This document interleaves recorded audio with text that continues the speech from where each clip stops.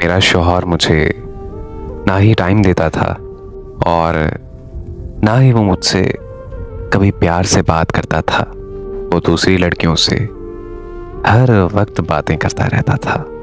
जब मैं उससे पूछती थी तो वो मुझे गालियां देता था और वो मुझे तलाक तक देने की धमकियां देता था।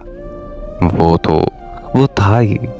उसके बाकी घर वालों ने भी मेरा जीना हराम कर रखा था। उसके घर वालों ने मुझे उस घर में कैदियों की तरह रखा हुआ था। मुझे कहीं आने जाने भी नहीं देते थे। मैं अपने माँ बाप के घर में सबकी लाडली हुआ करती थी, लेकिन ससुराल में मेरी जिंदगी अजाब बन चुकी थी। पूरे 2 सालों तक ऐसा ही चलता रहा और मैं दिन ब दिन डिप्रेशन की शिकार होती चली गई। फिर खुद को मसरूफ करने के लिए मैंने सोशल मीडिया पर अपना अकाउंट बना लिया। वहां पर मेरी एक लड़के के साथ दोस्ती हो गई।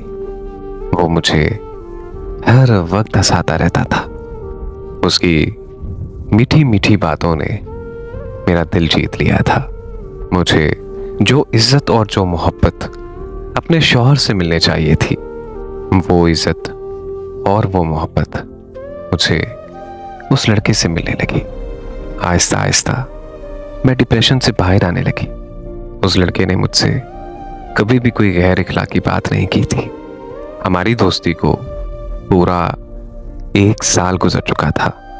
फिर उसने मुझे बोला कि अगर तुम अपने शौहर से खुश नहीं हो तो उससे तलाक लेकर मुझसे शादी कर लो। तब मैं भी कैद से बाहर निकलकर अपनी जिंदगी को जीना चाहती थी। तो मैंने अपने शौहर से तलाक ले ली। तलाक के बाद मैंने अपनी इद्दत पूरे करते ही उससे शादी का बोला तो वो मुझे कहने लगा कि मेरे घर में अभी कोई मसला चल रहा है, हमें 2 महीने अभी मज़ीद इंतज़ार करना होगा।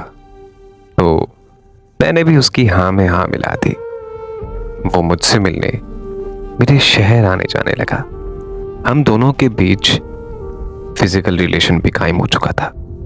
2 महीनों से 2 साल हो गए, लेकिन उसके घर के मसले ही ख़त्म नहीं हो रहे थे।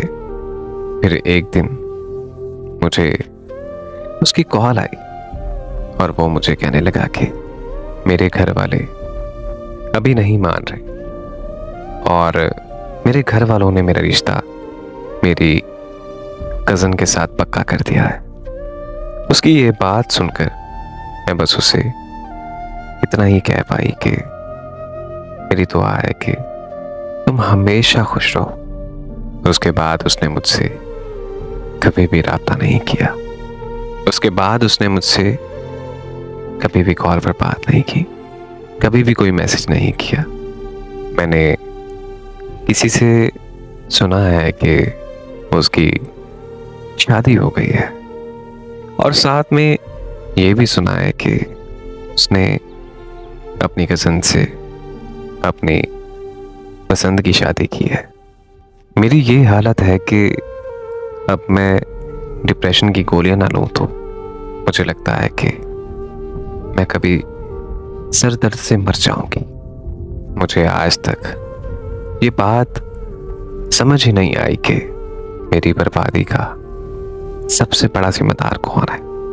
मेरा शौहर जिसने मुझे हमेशा अपनी पाँव की जूती समझा, या फिर वो लड़का जिस पर मैंने अंधा एतबार किया, या फिर मैं खुद जिसने किसी पर आंखें बंद करके यकीन कर लिया।